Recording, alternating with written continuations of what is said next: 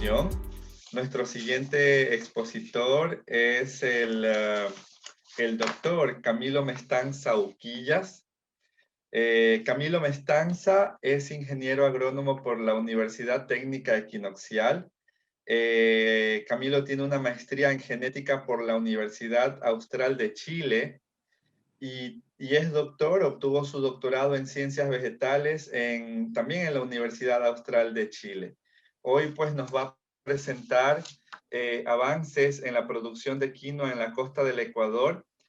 Camilo ha trabajado mucho en el mejoramiento genético, en el área de biología molecular, particularmente tiene experiencia en el área de mutagénesis. Y un dato muy importante, Camilo vivió al sur de Chile, en Valdivia, y produce y envasa su propia cerveza artesanal, de tal manera que al final de la presentación por interno, quien le interese el tema, pues también Camilo nos puede aportar en ese tema. Camilo, bienvenido. Muchas gracias por aceptar nuestra invitación. Consideramos que este tema aquí de la quinoa, y particularmente nosotros que vivimos en la costa, pues lo conocemos bastante menos, ¿no? Muy poco, ¿no? Entonces, seguro que nos vas a enriquecer bastante con esta exposición. Sin más, adelante, Camilo. Bien. Es todo tuyo la reunión. Bien. Buenos días con todos. Gracias, Roberto, por la invitación. Y un placer para mí, en este caso, al igual que en la institución en la que represento.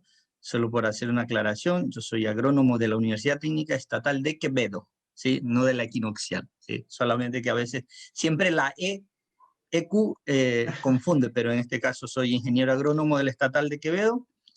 Entré a trabajar aquí en la universidad y de ahí en el 2010 me fui a hacer la maestría en genética y luego continué de una vez hasta el 2016 a hacer el doctorado en la Universidad Austral de Chile. Pues, y cómo vine a parar con quinoa tiene que ver con el criterio de que cuando uno va a estudiar un posgrado al extranjero, por más ideas que uno lleve para querer trabajar en una u otra área, uno allá tiene que anexarse a los equipos de investigación, donde esté el financiamiento y donde haya toda la situación del caso, ¿no es cierto? Porque no... Entonces llegué y había un grupo de trabajo en quinoa, justamente haciendo mutagénesis en quinoa para generar quinoas resistentes a herbicidas. Entonces ahí fue donde yo empecé a trabajar y ahí empecé en este mundo de la quinoa. Pues bien, a continuación les vamos a mostrar todo lo que hemos hecho acá en la Universidad Técnica Estatal de Quevedo con el grupo de investigación de la Facultad de Ciencias Agropecuarias, ¿cierto? Y de todo lo que hemos hecho a partir del 2016, que yo me reintegré ya como profesor acá en la universidad. Bien. Como el tema tenemos de manera general es avances en la producción de quinoa en la costa central del Ecuador, provincia de Los Ríos en este caso, zona norte de la provincia de Los Ríos donde queda Quevedo, más cercano Quevedo, Valencia, Buena Fe, ¿no es cierto?, para esta zona, más limítrofe con Cotopaxi, limítrofe con Santo Domingo, y para el otro lado con Manabí y Guayas, por la zona del Empalme.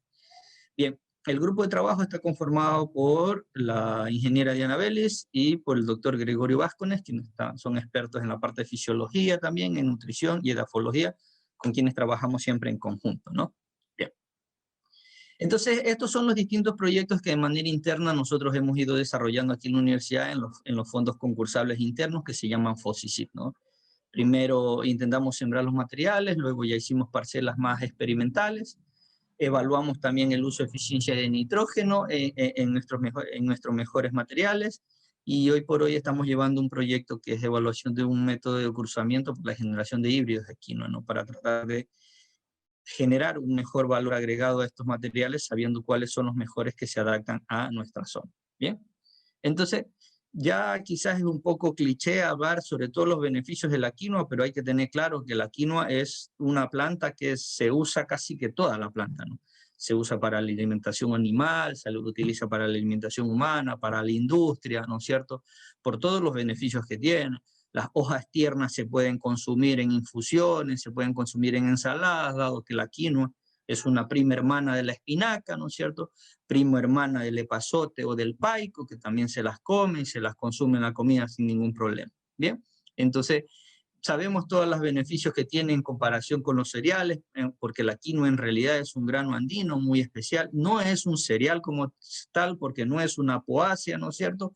Y por eso a partir del 2013, cuando hubo el Congreso Internacional de la Quinoa, que fue justamente acá en Ibarra, y fue el Año Internacional de la Quinoa también, ese año, se llegó al acuerdo entre todos que a la quinoa se la debe dejar de decir un pseudo cereal, ¿sí? Porque eso no existe en realidad, ¿no es cierto? Sino llamarla como un grano. En este caso, para la mayoría de los casos es un grano andino, pero ya sabemos que no netamente es de la zona de los Andes. Bien.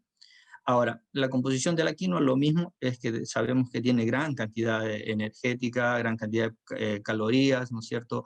Bueno, más un buen contenido de proteína, pero lo mejor de todo en la quinoa es el perfil de aminoácidos esencial, ¿no es cierto? Basándose en su perfil de aminoácidos y su contenido, asemejándose mucho más a la leche materna o a la leche, más que a cualquier otro compuesto, ¿no es cierto? Bien, ahora, ¿es tan buena o es tan importante este cultivo o las propiedades que tiene este cultivo desde el punto de vista alimenticio? Que de hecho científicamente está comprobado por un informe de la misma NASA que es el alimento ideal para o de excelencia para los astronautas en sus viajes espaciales, ¿no es cierto? Todo lo que llevan eh, todo lo que llevan en sus viajes básicamente sustituía por lo que llevaban por separado, la leguminosa más un cereal, en este caso llevan siempre la quinoa, la cual genera el mismo contenido nutricional. Bien, entonces lo otro que también llama la atención en el cultivo de quinoa es que a partir del 2013, que fue el año internacional de la quinoa, ¿sí? Ese cultivo se expandió mucho. Y todo eso también tiene que ver con los precios que se empezaron a manejar en ese momento, ¿no? Más de 9.000, 10.000 dólares una tonelada de quinoa en ese entonces, ¿no es cierto?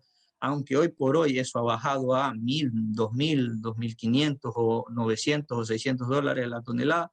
Eso va a depender de las épocas y las demandas, ¿no es cierto? Pero el boom es ese, ¿no es cierto? Que surgió mucho más interés, ¿no es cierto? Pero lo que siempre nos llamaba la atención desde el punto de vista de la agronomía del cultivo, desde el punto de vista del mejoramiento del cultivo, es que el aumento de la producción de quinoa, ¿sí? El aumento de la producción de quinoa fue por un aumento en superficie, más no por una mejora en los rendimientos, ¿sí? Los rendimientos a nivel mundial promedian menos de 1 tonelada por hectárea. Acá en la sierra de nuestro Ecuador, en la zona andina, vemos que no se alcanza, ¿no es cierto? A veces ni una o máximo 1.5 toneladas de rendimiento. Eso quiere decir que el cultivo tiene mucho potencial porque en parcelas demostrativas, por ejemplo, en el sur de Chile, algunos materiales llegaban a rendir entre 8 y 12 toneladas por hectárea, ¿sí? En plantaciones ya comerciales con 3 y 4 toneladas por hectárea, cuando normalmente nadie llega ni a siquiera a 1. Entonces, ese gap o esa brecha que existe entre el potencial y lo que se está produciendo nos muestra a nosotros que la quinoa tiene un gran potencial y lo único que hay que hacer es manejarlo mucho mejor desde el punto de vista de la agronomía, ¿no es cierto? Quizás también del mejoramiento genético, ¿bien? Ahora, ¿por qué nos llama o por qué a mí me llamó la atención producir quinoa acá en la costa de Ecuador? Porque cuando estuve allá conocí la quinoa de cerca, participé en varios congresos, ¿no es cierto? Entonces ahí entendí que la quinoa tiene un amplio background genético, ¿no es cierto? Tiene varios ecotipos altiplanos, ¿sí? De los salares andinos o de los valles andinos, las de la costa central de Chile, ¿no es cierto? Para nosotros un nuevo ecotipo también es la del sur de Chile y las variedades australes de Chile, como por ejemplo las que crecen en Coyhaique o en la isla de Chiloé, que son quinoas que toleran constante agua, constante humedad, días bastante nublados, sin ningún problema, no sufren enfermedades, entonces es un material especial. Y también hay un material muy especial en la parte de la yungas, ¿no es cierto?, de la Amazonía de Bolivia, que es una quinoa un poco más tropicalizada, ¿no es cierto? Y sin irnos tan lejos, nuestro principal vecino, que es Perú, a partir ya del 2011, 2012, empezó a producir quinoa en la costa, ¿no es cierto?, en la costa de Perú. Y eso generó que a partir del 2013, ¿no es cierto?, ¿sí?, 2013, 2012, 2014, ya Perú pase a ser el mayor productor, ¿sí?, de quinoa, desbancando en este caso a Bolivia, quien era el mayor productor por origen, ¿no es cierto?, en este caso de la quinoa. Y eso le generó unos grandes beneficios y unas grandes ventajas a Perú. ¿Y por qué no nosotros poder hacer lo mismo? Decía, en este caso, de la costa ecuatoriana. ¿Sí? Y como les decía, lo otro también radica en la ventaja que tiene desde el punto de vista económico, ¿no? La quinoa es un cultivo todavía que tiene cierto royalty a nivel internacional, ¿no es cierto? Porque todo el mundo le llamaba la atención el criterio de la quinoa andina, ¿no es cierto? La quinoa por su centro de origen, aunque hoy en día ya sabemos que la quinoa se produce en muchos países. De hecho, están produciendo mucho más quinoa fuera de los Andes que dentro de los Andes como tal, ¿cierto? Si antes éramos el 80% de producción de quinoa solamente Bolivia, Ecuador y Perú, hoy somos solamente el 40% de producción mundial de quinoa.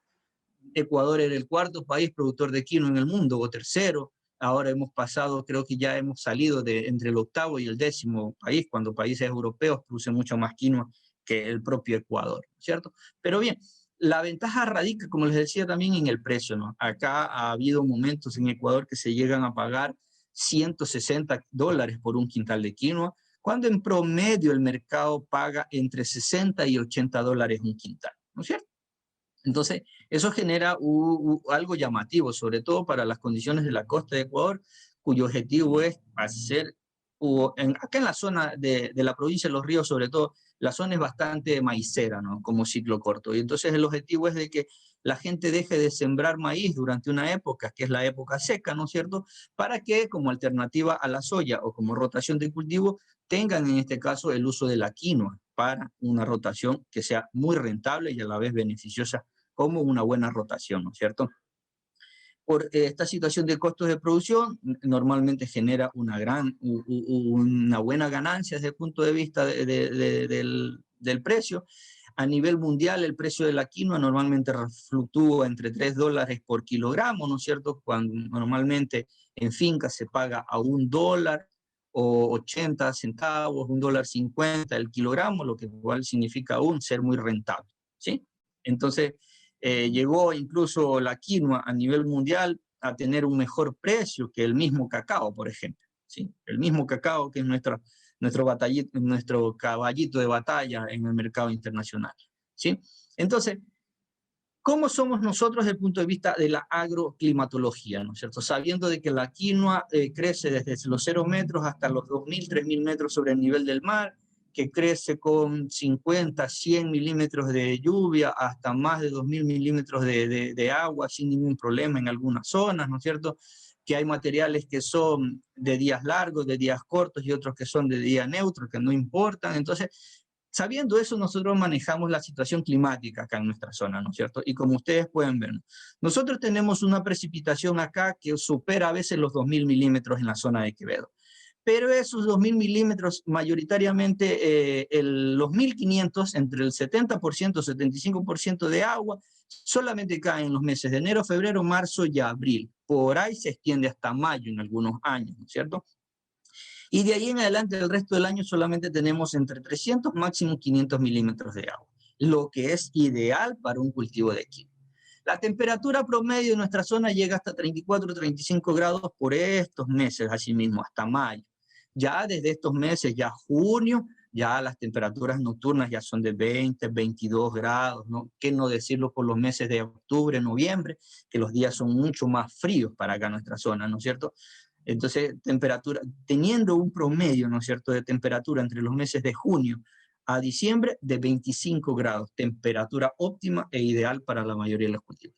Lo que nos genera a nosotros una pequeña ventaja podría ser en comparación con países europeos, por ejemplo, que si nosotros vemos esta ventana de producción y viendo cuáles son los materiales que nosotros obtenemos acá en nuestra zona o que hemos adaptado a nuestra zona, nosotros tranquilamente, ¿sí?, le decimos a un productor, siembre usted maíz toda la época de invierno, enero, febrero, marzo, abril, cosecha en abril un maíz de 120 días, ¿no es cierto?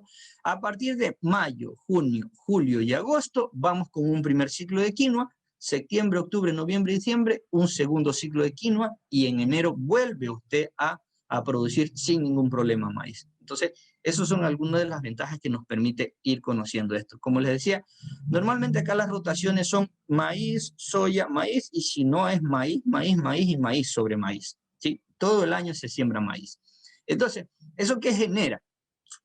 Ha generado acá que, por ejemplo, una persona, un pequeño productor maicero, no gane más de $500 por ciclo por una hectárea. Si eso nosotros lo dividimos en los 4 meses, no son ni $150 mensuales que gana un productor maicero. Y eso que normalmente acá, cada vez que nosotros hemos hecho encuestas y hemos hablado con los agricultores, ellos, por ejemplo, en sus costos no introducen el costo de su sueldo como trabajador de la finca, porque dicen, no, es que la finca es mía, entonces yo no me pago un sueldo. Entonces, si uno se pusiera un sueldo solamente básico para manejar el cultivo, serían $400 mensuales. Por 4 meses serían $1.600. Nadie gana al sembrar ciclo corto de maíz. Entonces, la estrategia en este caso es que al sembrar un cultivo de quinoa, que inclusive llegándose a vender a $30 o $40 en quintal, es rentable para un productor, ¿sí? Entonces, ¿qué es lo que nosotros hemos evaluado? Nosotros hemos evaluado algunas variables de tipo ecofisiológico y algunas variables de tipo de generación de rendimiento, ¿no es cierto? Así que aproximadamente los materiales que nosotros tenemos llegan a tener una altura de 320, 130 centímetros no más, aproximadamente hasta los 70 días, que es el máximo a altura, ¿no es cierto?, que tienen las plantas, ¿no es cierto? En grados días acumulados, nosotros acá hemos visto que llegamos a cosecha entre 1250 o 1300 grados días acumulados. En días calendarios acá tenemos materiales que hemos cosechado hasta los 85 días y materiales que hemos cosechado los 140 días, pero son materiales andinos que los hemos tratado de producir acá, ¿no? Pero en promedio los materiales van bien acá entre 110 y 120 días, ¿no es cierto? Como nosotros vamos a observar más adelante en las tablas de algunos datos. Aquí nosotros podemos observar algunos de los datos, ¿no? Y en esta situación del primer ensayo es que nosotros veíamos, ¿no es cierto?, qué es lo que tenemos aquí, desde el punto de vista de días a la cosecha, ¿sí? Los días más largos, como son de 143 días, y son la variedad pata de venado y la variedad tuncahuán, que son de INEAP. Esos materiales acá son muy largos, ¿sí? No producen bien, dan semilla demasiado pequeña, casi nada de semilla, pero el resto de materiales que tienen mayoritariamente un origen chileno y un origen, sí, mayoritariamente chilenos, algunos son argentinos, algunos tienen una base peruana, dado que ha sido también una ayuda con el profesor Carlos Monar de la Universidad de Bolívar, quien también nos había cedido algunos materiales para probar. Entonces, la primera vez nosotros lo que hicimos fue sembrar en bandejas y después trasplantar a esta densidad de siembra, ¿no? 0,25 entre planta y 0,30 entre hilera. Entonces, y esto fue el rendimiento que nosotros obtuvimos, ¿no es cierto? ¿Sí? Por hectárea, digámoslo así. Y luego estos materiales fueron sembrados en chorro continuo y estos fueron los rendimientos que nosotros obtuvimos ya en chorro continuo, ¿sí? Ya parcelas mucho más grandes, con mayor cantidad de plantas por unidad de superficie, debido a que la quinoa tiene un gran problema para competir contra malezas, sobre todo porque las principales malezas acá en nuestras zonas, que son los bledos, los amarantos, es complicado aplicar un herbicida porque si quiero matar amaranto o quiero matar el bledo, ¿sí?, voy a matar sin problema la quinoa. Entonces, eso equivale a que nosotros tratemos de poner una mayor cantidad de plantas por unidad de superficie, tratando de ayudarnos contra la lucha de las malezas. Y bien, y lamentablemente cuando empezamos el segundo ciclo, que es el siembra a chorro continuo, no todos nuestros materiales germinaron de una buena manera. Y eso se da a que nosotros todavía no contamos con un cuarto frío para almacenar semillas. Acá las semillas las hemos almacenado en un refrigerador con las condiciones máximas que hemos podido, pero de un año a otro la semilla pierde mucha viabilidad, mucho poder germinativo, y eso para nosotros ha sido un gran inconveniente, ¿no? Pero en este caso nos llamó la atención uno de nuestros materiales, que es el genotipo número 11, ¿sí?, que bajo condiciones de planta a planta, digamos así, nos rindió 4.7 toneladas y ya después a chorro continuo 3.7 toneladas.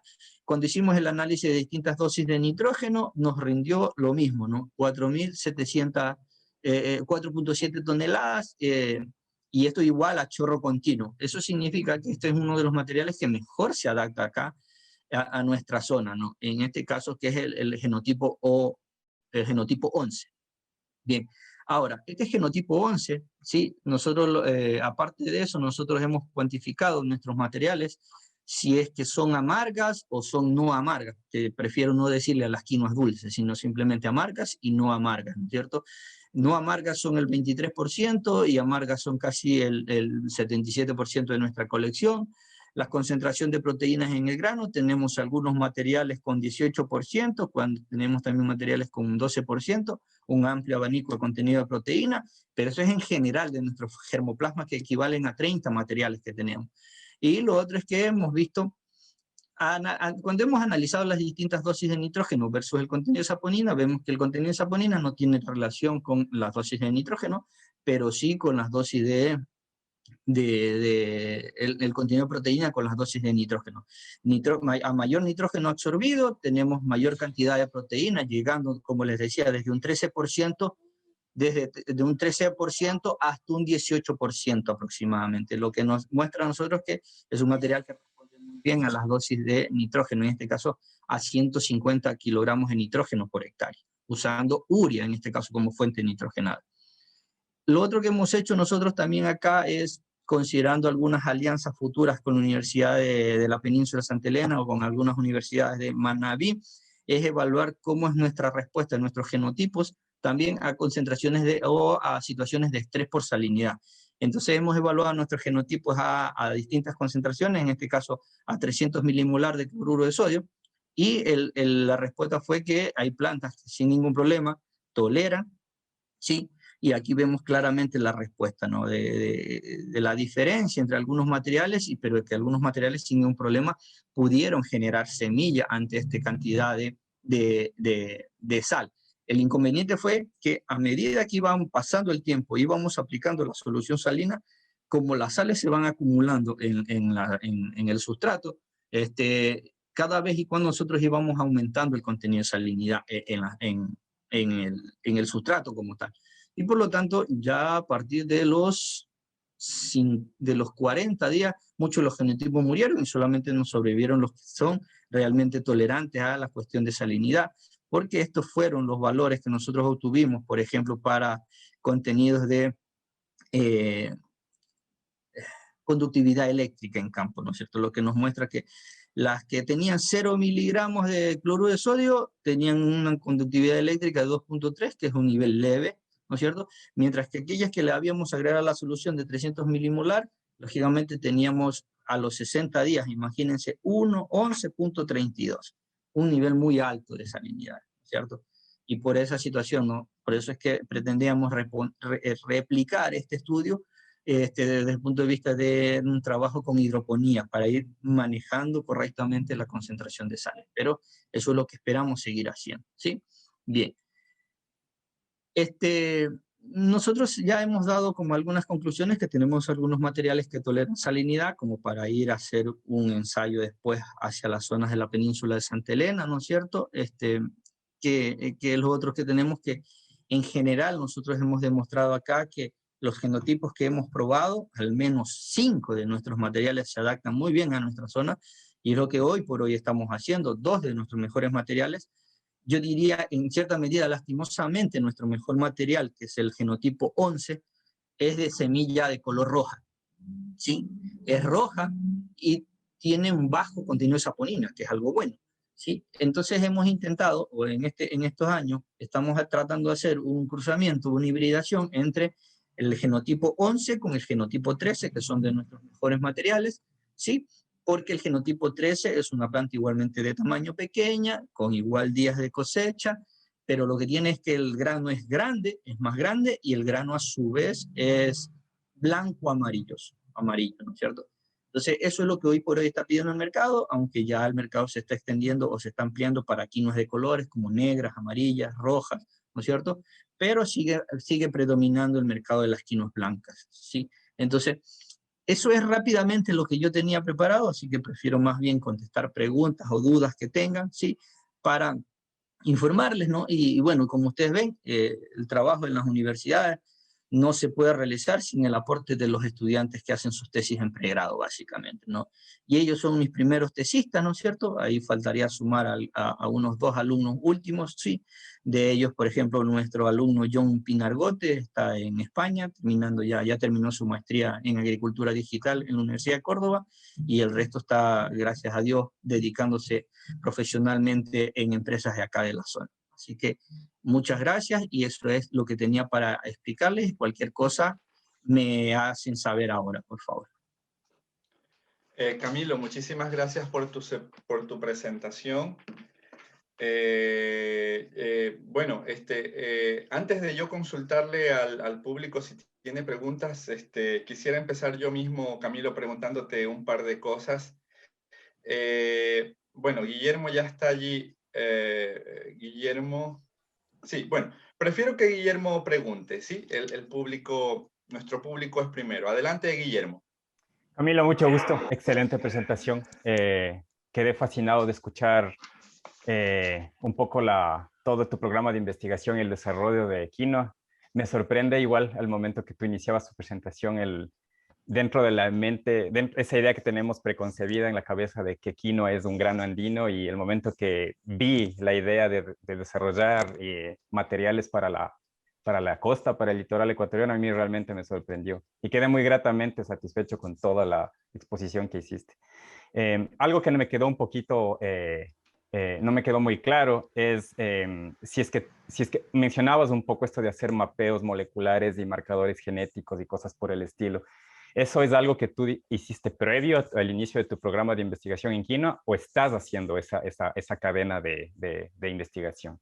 No, yo la parte molecular en quinoa y todo lo que es mi maestría y mi doctorado, la hice cuando estaba en Chile. Cuando ya llegué acá a Quevedo, yo dije, antes de meterme a la parte molecular, yo primero quiero ver la cuestión de la adaptación de las plantas en campo, y ya luego meterme a la parte molecular. Por eso, por ejemplo, ahora que estamos tratando de hacer hibridaciones entre las quinoas rojas con las blancas, todavía no he hecho nada de marcadores moleculares porque ni durante la tesis de doctorado, ni durante varios estudios que leo, sobre todo los profesores de la Universidad de Brigham Young University en Estados Unidos, que son uno de los que mayores a nivel mundial trabajan mucho en quinoa, no han encontrado, por ejemplo, el gen mayor que tenga o que esté involucrado, por ejemplo, con el contenido de saponina. Hemos visto cómo en algunas especies, bloqueando alguna de las cadenas de la síntesis de saponina, que empieza con la beta-mirin sintasa, con la P450, monoxigenasa, o con la endoglucanasa, cualquiera de ellas puede estar involucrado en que si está bloqueada una de esas rutas, no hay saponina, porque a mí me llamaba siempre la atención. Las saponinas son un conjunto que tienen en su estructura química molecular azúcar.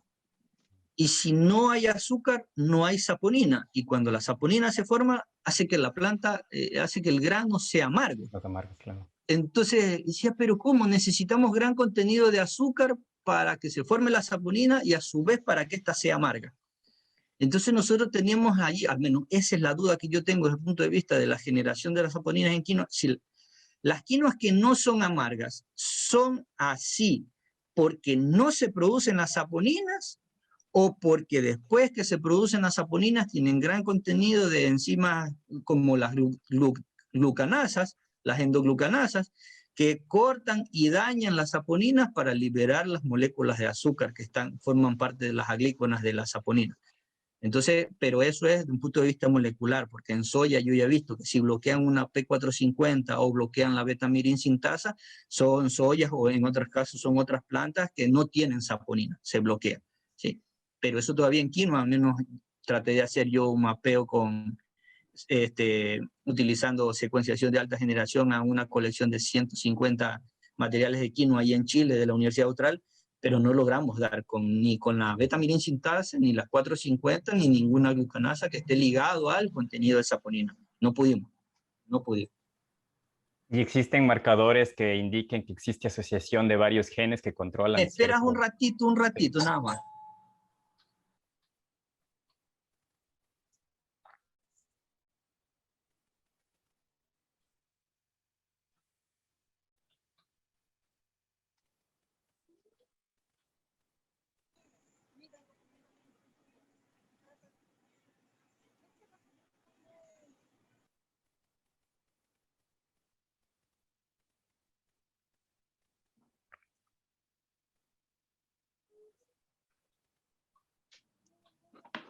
Ya, ahora sí seguimos, porque lamentablemente Sí, la no hay situación en casa nos tiene así, Sí, sí, es pero bien. cierto. Nos toma acostumbrarnos. No, y nada más para complementar, y de nuevo la felicitación. ¿Hacia dónde avanza tu programa de mejoramiento? ¿Esto contempla fases de selección? ¿Cómo contemplas dentro del BIC de la... Sí, el objetivo final de nosotros es tener por lo menos unos 5 materiales que estén adaptados aquí a la zona de Quevedo o la zona norte de la provincia de Los Ríos, y ver luego cómo podemos expandirnos, porque ya tengo a alguien que quiere en la península de Santa Elena empezar a probar, ¿sí? Para ver qué materiales se podría adaptar allá a mejores situaciones, porque el clima de la península de Santa Elena y el ambiente y el suelo como tal se parece mucho a la parte centro de chilena, ¿sí? Es como un clima un poco mediterráneo. Por eso es que allá se está produciendo buena uva, se producen buenas aceitunas. Acá en la península de Santa Elena ya estamos produciendo buenas uvas, buenos vinos tintos, que antes era imposible de creer lo que se podía dar. Por ejemplo, yo desde el punto de vista de la visión que digo, en la zona de la península de Santa Elena, en la zona del norte de Manabí, un cultivo que quedaría muy bien bajo esas condiciones ambientales serían los cultivos de olivos, aceitunas. Eso estoy por seguro que les iría muy bien al quien quiera poner un cultivo alternativo en esta zona. Entonces, pero en el caso de quinoa, nosotros sí queremos trabajar después desde el punto de vista molecular, caracterizar la colección y de ahí ir viendo algunos genes, porque ya han aumentado y como ya estamos con la disponibilidad del genoma secuenciado de la quinoa, entonces ya tenemos acceso al banco de genes, ¿no? Y a través de la Red Mundial de Quinoa, a la cual yo pertenezco, y justamente con el grupo Quinoa Lab, que son de la Universidad Católica de Chile, entonces con ellos tenemos fácilmente acceso y conversaciones, ¿no? A nivel mundial somos marcados y poco lo que trabajamos en quinoa en cierta medida, ¿no? Y entonces siempre estamos en contacto y conversaciones de qué es lo que se va haciendo. Por ejemplo, en Buenos Aires, Daniel Bertero para nosotros es una eminencia en esto. Ahí en Chile hay muchos, sobre todo los de la Universidad Católica de Chile, Francisco Fuentes, Enrique Martínez, entonces en Perú la doctora Luz María Gómez Pando, entonces los de Estados Unidos. Entonces, el objetivo es, acá desde el punto de vista molecular, generar eso, ¿no? Claro. Y ir trabajando con marcadores asistidos para ir haciendo cruzas y mejoras, sobre todo para mejorarle la calidad de vida acá a la gente, ¿no? Nosotros queremos que un poco el agricultor deje de ganarse $200 por un ciclo de maíz de 120 días y se trate de ganar. Nosotros acá, yo estoy seguro que bajo condiciones ya de cultivos comerciales acá en la zona, tranquilamente podemos llegar a producir 60 quintales por hectárea. Por hectárea por ciclo, ¿no? Y si hacemos 2 ciclos, serían el doble de producción. Que se pudieran vender a 40 o 50 dólares el quintal, comparado con los costos de producción, les va a generar un ingreso mucho mayor. Hoy por hoy anda por ahí un video de YouTube sobre la situación de una investigación entre españoles y el problema que ya está, la pelea que ya existe entre españoles y peruanos sobre que España ya produce mucho, ha exportado más de 8 millones de euros en quinoa, ¿sí? Y Perú como forma de respuesta a ese mecanismo, Perú ha prohibido la importación de quinoa de España, por ejemplo. Entonces, ya también hay una réplica del gobierno español que si Perú hace eso, España va a prohibir la importación de otros productos peruanos hacia España. Entonces, a veces dicen que hay que dejar que el mercado se autorregule solo, ¿no? Sí, y nada más para complementar, digo, antes de que llegues a esos niveles de resolución con mapeos, de QTLs y esas cosas, digo,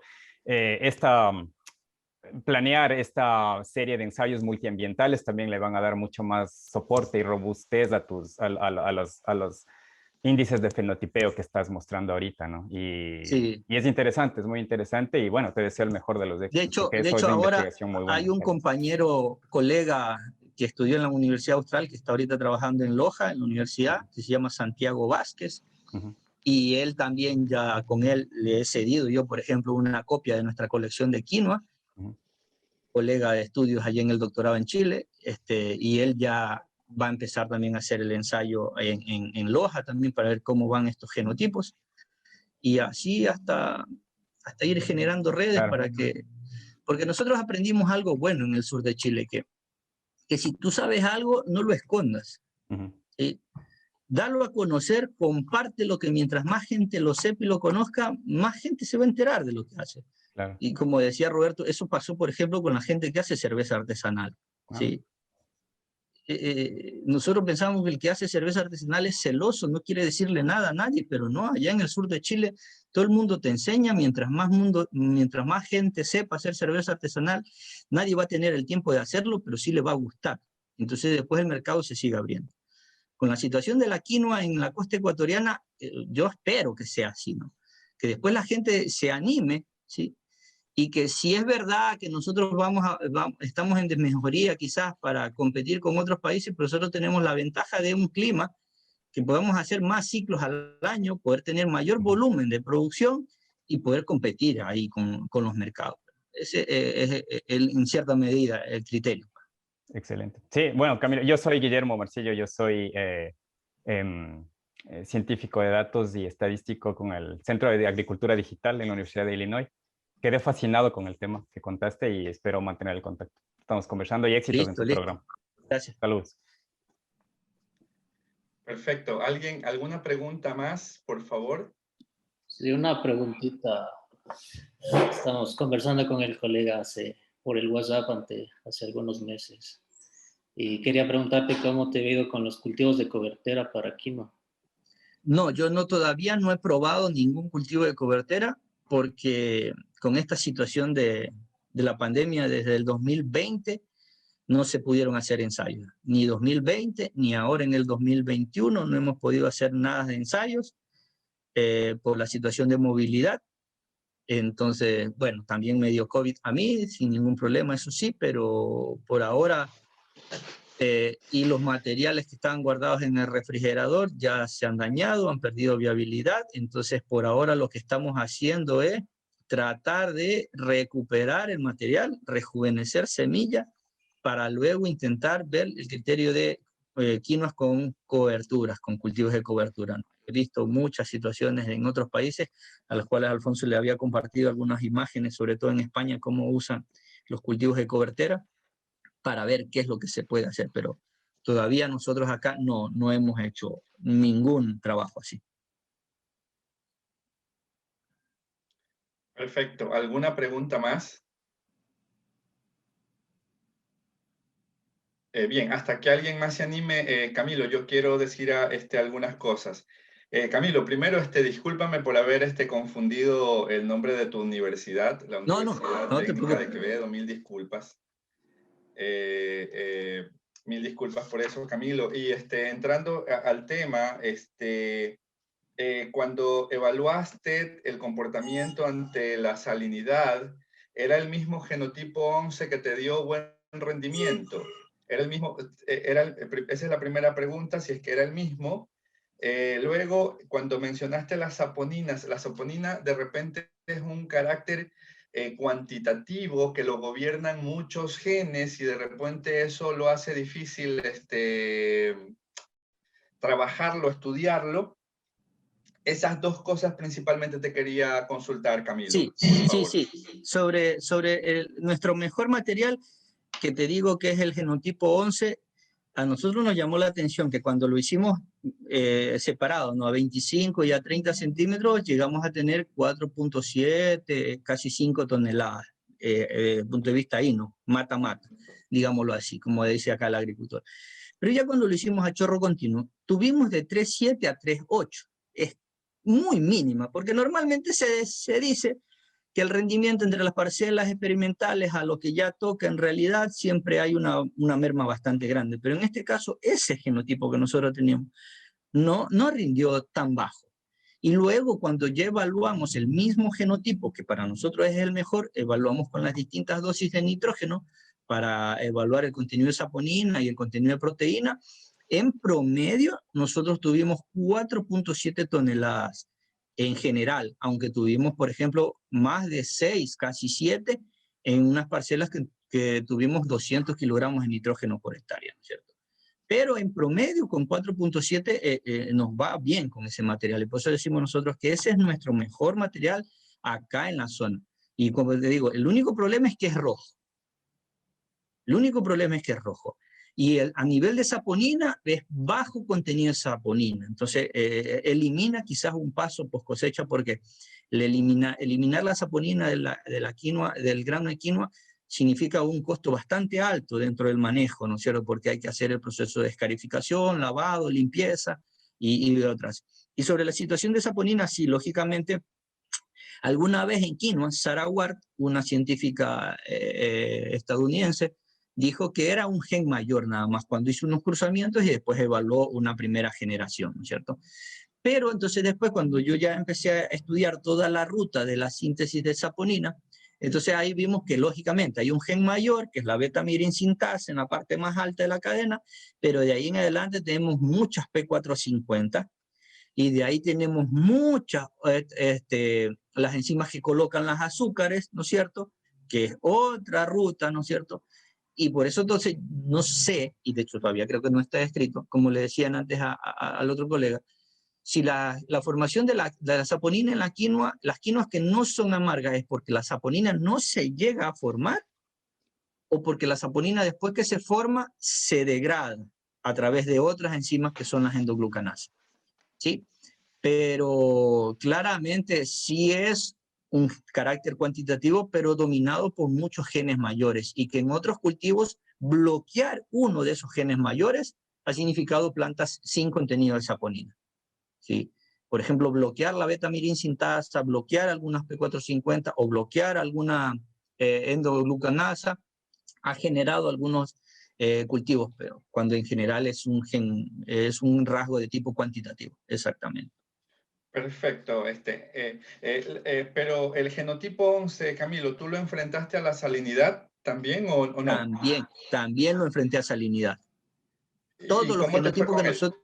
Él es muy bueno también tolera salinidad. Junto con Ya. nuestro material 18 y 19 fueron lo que...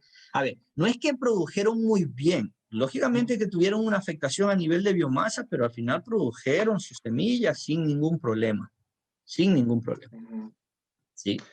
Perfecto. Y ahí, por ejemplo, también mecanismos de resistencia a salinidad en quinoa se han descrito un pocotón y no sabemos cuál es el mecanismo. Los genes SOS, que los genes de la prolina, que los genes por aquí, que por allá. Entonces algún grupo australiano explica un criterio, los de la parte mediterránea explican a veces otro criterio, los estadounidenses explican otro criterio. Entonces, como son varios los mecanismos, entonces tampoco se sabe cuál es el principal mecanismo de resistencia a estrés salino en las quinoas. Ah, claro, claro que sí. La última, Camilo, aclárame esto de quinoas rojas y blancas. Para los que Bien. somos legos con la quinoa, Es que la parte que recubre el grano, ¿no es cierto? Que es el pericarpio, ¿no es cierto? Entonces, lo que nosotros normalmente le decimos a los frijoles, pues no, la cascarita, ¿sí? Entonces, en quinoa nosotros tenemos esa cascarita que es de color negra, otras rojas, otras son amarillas, otras son medias anaranjadas, blancas. Entonces, hay un amplio abanico. Entonces, nosotros en nuestros materiales tenemos unas negras, tenemos unas rojas, algunas amarillitas, y algunas blancas, ¿no? Desde ese punto de vista del color. Para muchos quizás al ser una característica de recubierta de grano, tenga más que ver con una herencia de tipo maternal más que de tipo paternal, ¿no es cierto? Entonces, y por eso estamos haciendo cruzamientos, haciendo híbridos entre rojas y blancas, haciendo cruzamientos recíprocos, ¿no? Para validar lo que decía Mendel, ¿no? Cuando veo yo la F1 en ese fenotipo, tengo que ver que sea lo mismo, para saber si hay dominancia o no hay dominancia nuclear o si es un efecto por origen materno, básicamente. Pero desde el punto de vista nutricional, ¿hay alguna diferencia entre rojas, entre esta variedad cromática que tienes? No, quizás desde el punto de vista de algunos pigmentos, ¿no? Algunos pigmentos especiales, ¿no es cierto? Tanino, sí, xantofilas, carotenoides, pero de ahí, desde el punto de vista de contenido de proteína, por ahora no hemos visto ninguna diferencia, ¿no? Simplemente es una cuestión de mercado, ¿no? A la gente le gusta más la quinoa blanca para la sopa o para hacer harina, aunque hoy por hoy ha crecido el que le gusta más las frutas y las cosas más oscuritas, cafecitas, rojitas, por esta cuestión de los alimentos nutracéuticos, ¿no es cierto? En Perú se empieza a producir ya a nivel comercial un yogur con granos de quinoa negro, porque es lo que se ven. Si le pones quinoas blancas o amarillas no se van a ver en el yogur, entonces le ponen quinoas de colores negras y rojas para que se vean, ¿no es cierto? Galletas, la Club Social ya usa galletas de mezclas de colores para que se vea esa tinción. ¿Sí? En Colombia, las sopas Maggi, ahí hay una sopa que viene especial, sopas de campo, que viene con una situación de quinoas, con quinoas de colores también.